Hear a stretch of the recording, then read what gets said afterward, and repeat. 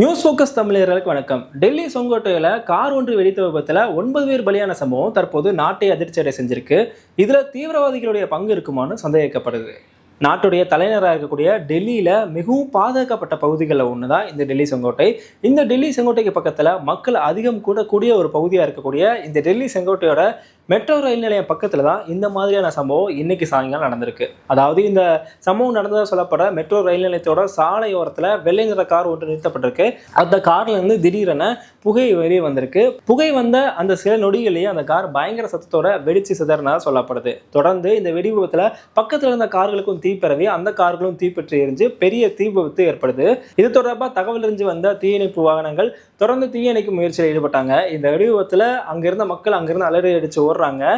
இதோட அதிர்ச்சி சுற்றுவட்டார பகுதிகளையும் தெரிந்ததாக சொல்லப்படுது. இந்த விபத்தில் இதுவரைக்கும் 9 பேர் பலியா இருக்காங்க. கிட்டத்தட்ட 10க்கும் மேற்பட்டோர் காயம் ஏற்பட்டு மருத்துவமனைகளை சிகிச்சை பெற்று வராங்க. இந்த ஒரு சூழல்ல இந்த சம்பவத்துக்கும் பயங்கரவாதிகளுக்கும் தொடர்பு இருக்குமோன்னு சந்தேகிக்கப்படுது. ஏன்னா காரணம், கடந்த 48 மணி நேரத்தில் இந்தியாவில் நாட்டோட பல்வேறு பகுதிகளான ஜம்மு காஷ்மீர், ஹரியானா இந்த மாதிரியான பல பகுதிகளில் வெடிமருந்து பொருட்கள் போலீசாரால் கைப்பற்றப்பட்டிருக்கு. அதனாலேயே இந்த சம்பவத்தை தொடர்புபடுத்தி அதுக்கும் தொடர்பு இருக்குமோன்னு சந்தேகம் எழுந்திருக்கு. அது மட்டும் இல்லாமல் இந்த கார் விபத்தை பொறுத்த வரைக்கும் இந்த கார் பயங்கர சத்தத்தோட வெடிச்சு விபத்து ஏற்பட்டதால இந்த கார்ல வெடிபொருள் இருந்திருக்கலாமோ அப்படின்ற சந்தேகம் ஏற்பட்டிருக்கு. தொடர்ந்து போலீசார் விசாரணையில் ஈடுபட்டு வராங்க. காரோட எஞ்சிய பாகங்களை எடுத்து அந்த கார் யாருடையதுன்ற கோணத்தில் விசாரணை நடத்திட்டு வராங்க. அதே மாதிரி என்ஐஏ, இந்தியாவுடைய தேசிய புலனாய்வு அமைப்பாக இருக்கக்கூடிய என்ஐஏவும் இந்த விவகாரத்தில் பயங்கரவாதிகளுக்கு தொடர்பு இருக்கா என்ற கோணத்தில் அவங்களும் விசாரணை நடத்திட்டு வராங்க. நாளைக்கு பீகார் மாநிலத்துடைய 2ஆம் கட்ட தேர்தல் நடைபெற உள்ள சூழல்ல நாட்டுடைய தலைநகராக இருக்கக்கூடிய டெல்லியில இந்த மாதிரியான சம்பவம் நடந்திருப்பது தற்போது டெல்லியை மட்டும் இல்ல நாட்டையே அதிர்ச்சியடை செஞ்சிருக்கு.